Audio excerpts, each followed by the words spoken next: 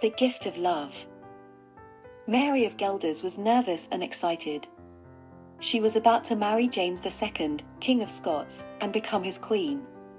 She had never met him before, but she had heard that he was young, handsome, and brave. She hoped that he would love her and treat her well. She was in Bruges, where she had arrived from her homeland of Gelderland.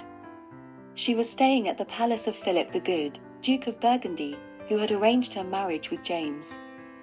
Philip was a powerful and generous ruler, and he had prepared a lavish gift for Mary, a set of jewels and a girdle made by the finest goldsmith in the city, Willem van Vleuten.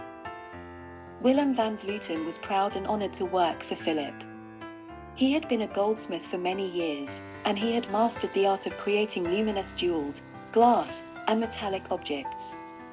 His shop was filled with secular and ecclesiastic trade wares, each one a masterpiece of craftsmanship and beauty. He had also painted a vocational painting, which portrayed his profession and perhaps himself. He had depicted himself as a saintly figure, weighing a wedding ring on a scale, while a couple looked on. He had added a pseudo-Arabic script on the robes of the saints, to show his intellectual curiosity and his connection to the Eastern Mediterranean. He had also included a convex mirror, which reflected the street outside, where two young men with a falcon were passing by. He had wanted to contrast the world of virtue and balance inside his shop with the world of pride and greed outside. One day, Philip came to his shop, accompanied by Mary and James. They had just met for the first time, and they were eager to see the gift that Philip had commissioned for them. Willem greeted them with respect and showed them the jewels and the girdle. Mary gasped in admiration, and James smiled in appreciation.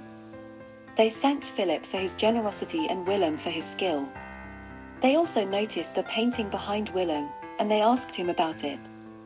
Willem explained that it was a representation of his profession and his devotion to Saint Lawrence, the patron saint of goldsmiths.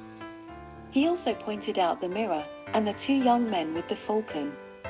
He said that they were a reminder of the dangers of the world, and the need to be humble and faithful. He then gave them the wedding ring, and said that it was a symbol of their love and union. He wished them happiness and prosperity, and blessed them in the name of Saint Lawrence. Mary and James were touched by Willem's words and gesture. They exchanged the ring, and looked into each other's eyes. They felt a spark of affection and hope, and they thanked Willem again. They then left his shop, holding hands, and headed to the cathedral, where they were going to be married. Willem watched them go, and felt a sense of satisfaction and joy. He had given them the gift of love,